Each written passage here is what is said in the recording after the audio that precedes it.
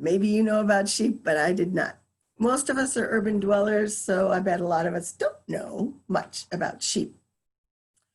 And in reading up on sheep, I've read up what sheep herders think of sheep. And it turns out they're lovable, but they're sort of sorry animals nonetheless.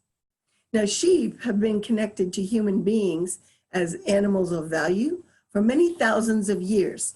According to Wikipedia, somewhere between 11,000 and 8,000 BCE, before the Common Era, they were domesticated in Mesopotamia. So they've been with us a long time. And it turns out sheep need a lot of care. I found out that if you leave a flock of sheep alone to graze in one spot, they will completely denude that spot, that entire pasture. They will eat everything. And that if they're really hungry, they paw up the ground, even to eat the roots of the plant. So yes, that's one thing we need to know about sheep. We also need to know that sheep will follow each other on the same path, day after day, hour after hour, week, month, year after year, until they have worn that one path into an enormous gully, a ravine practically. They follow each other, rather boringly but relentlessly, day after day, behind each other. Sheep are subject to blowflies and other pests that get into their skin and on their faces, in their navel cavities, in their eyes.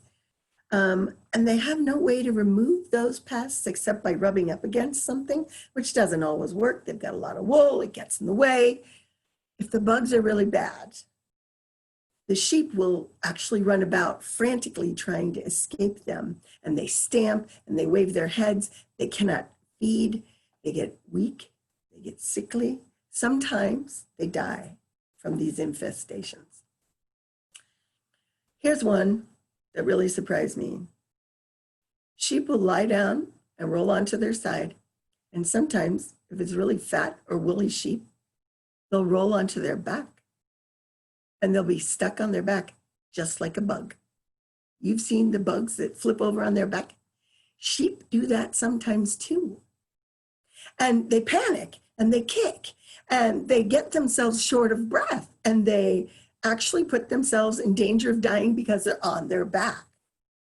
And when a sheep is like that, totally helpless, buzzards and vultures and cougars and wolves take note because the sheep is completely helpless on its back.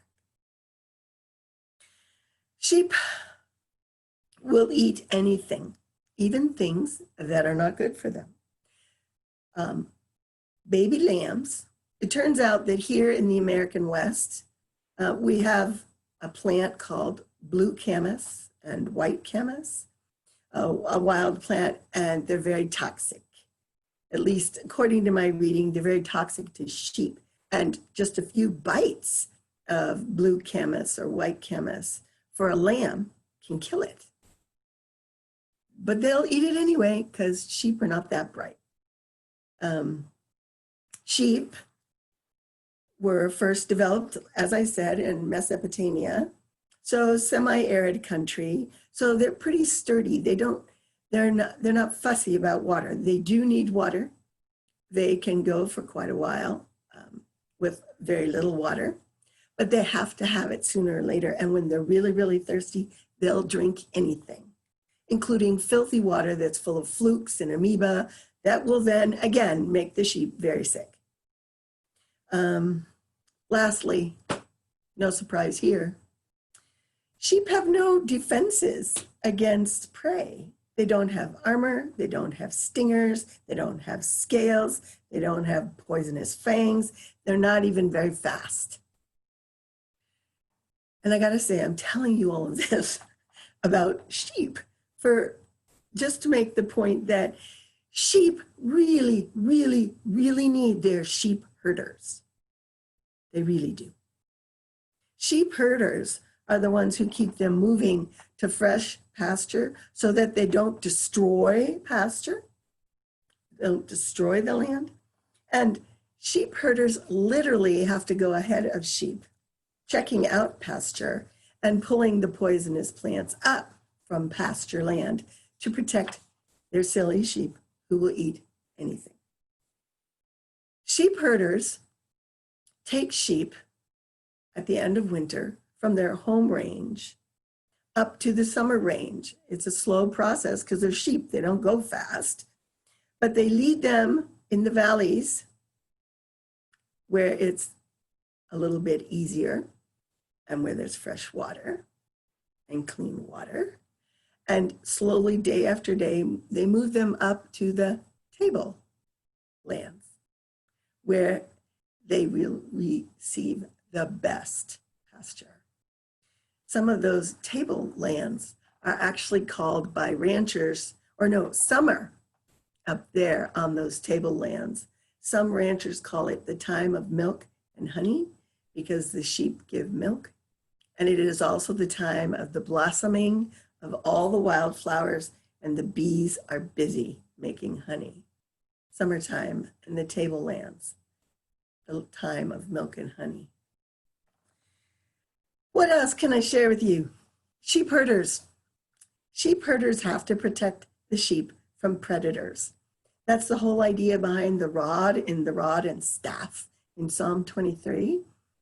Everywhere you go, sheep herders have either a rod or a gun, a rifle, with which to protect their animals.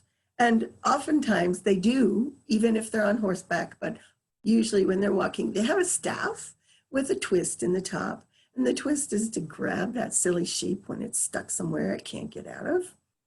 It's even been seen that a sheep herder will just put their staff against the side of the sheep's body, and they will simply take that nudge and gently move them somewhere else, somewhere safer, away from danger. That's all they need to do. The sheep are a little bit shy. If a person gets too close, unless they know and trust them very much, they'll run. So they just use their staff. Give them a nudge, a little nudge. One more weird but truthful thing. Sheep herders use a variety of different kinds of oils and liniments to pour on their sheep's heads to protect them from the flies that infest their eyes and their nasal cavities. So when the sheep herder anoints their heads with oil, he's protecting them. So there you have a quick lesson in animal husbandry. Pretty interesting, I actually figured. But yeah, when it gets right back down to it, do you hear yourself in it? Isaiah the prophet wrote that all we, like sheep, have gone astray. And it turns out it's pretty easy for sheep to go astray. It says something about us, perhaps. And David, who is credited with writing Psalm 23 or composing it as a piece of music, he simply acknowledged it and he said, "The Lord is my shepherd. I am the Lord's sheep. The Lord is my shepherd." And then Jesus, in his day, declared himself the good shepherd and said, his sheep know him. He said he was willing to lay down his life for them. He said he was the good shepherd who would leave the 99 to find the one, to take that staff and pull him out of that crack in the rocks, back into safety. All of that is beautiful, but it means that we are sheep. That we need a sheep herder because we're sheep. We're not that smart. And so then you have to ask, how do you feel about that? Are you ready to acknowledge that? Are you ready to acknowledge that you're helpless, that we are helpless, that we need someone to take care of us? Most of the time, I don't think we're very good at that. Most of the time, we think it's not a nice thing to be compared to a sheep. And, we think we can take care of ourselves. We're humans. We're not sheep. We're pretty bright, we think, mighty clever. We're brave, we're strategic, we're self-reliant, we're capable. We're not sheep.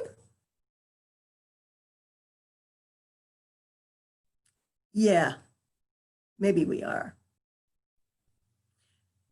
I feel that this pandemic that requires us to worship this way, social distance, slow down, quiet down, look around. This pandemic is showing us how needy we are, how actually helpless we are, how destructive and thoughtless like sheep we can be, how desperate we actually are for guidance, for someone to lead us on a right path. And it makes me wonder if you've thought much about the need to have a shepherd, to have someone who cares for us as a sheep herder cares for his or her silly beasts. Has this pandemic finally taught us humility? Maybe a little bit, humbled us enough to recognize that we need help. Maybe we finally look out the window and see in the world beyond the restrictions of our own home or our own apartment that we need guidance, we need support, we need protection. We are puny little sheep-like creatures and we need God. And we can maybe even see ourselves as a flock in need together instead of lonely individual competitors. Maybe we can see ourselves in need of greater wisdom than we've got to protect our planet home, restore our planet home, to avoid destroying our planet home. We need greater wisdom than we have to protect us from disease, from want, from the predators. Maybe on the other side of this pandemic, we will recognize that the one who made us and gives us our planet home is our sheep herder, is our shepherd, is the owner of the flock. This one is the one who keeps us safe. This one is dedicated to our well-being. If we belong to God, if we recognize Jesus as our sheep herder, then I believe the psalm is trying to say to us, we needn't fear the dark valleys, we needn't fear the enemies or hunger or thirst. And it's not that I'm naive enough to think we will never have enemies or hunger or thirst or a valley of darkness or that we will somehow escape death or sorrow, pain. But the Good Shepherd is there for us, has given his life for us. There is no separating us from our sheep herder. There's no end to the care and the concern of that sheep herder, that Good Shepherd who is the risen Christ. In him is the offer of safety and plenty, but we have to accept the reality of our own limited lives, our limitations. We have to acknowledge the need for God's wisdom, God's care, and this pandemic, I believe, humbles us enough that we can actually say, help us. We need your help, oh God. If we're at all aware, we realize that this pandemic has thrown back in our faces the errors we have made, the stupid choices we have made, the lack of vision that we have had, some of our unhealthy, even poisonous hungers that can kill us. And can we use this pandemic as a reminder or as an opportunity to learn some new lessons? Live differently, live in a new way, come together rather than tearing each other apart. Have you thought about that? Have you thought that maybe this pandemic is an opportunity? I certainly hope it is. I hope and pray for that. I'll bet you do too. I pray that the psalm will become more real to us, that though we're all urbanites and we haven't seen sheep or been shepherded in that way, we will understand our need and listen to the good shepherd who is willing to provide, protect, feed, nurture. I believe that the presence of God, like a shepherd, is for us and for all creation.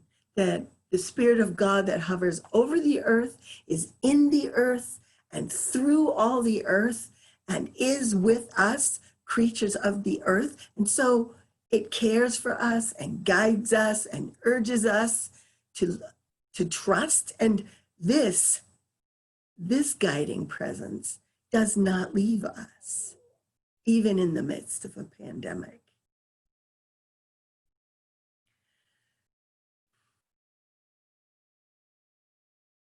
We're not sheep, but we need to find a balance between our cleverness and yet our lack of vision and understanding. We're not sheep, but we need to find a balance between our human creativity and industriousness and restlessness and the gift of rest and contentment. This earth is the house of the Lord, as it is declared in Psalm 23. So I pray, and I believe you pray with me, that we take all of our cleverness and our humility, take love and compassion, and together learn to dwell here in peace with goodness and mercy in the house of the Lord. As the psalmist has written, forever. Amen.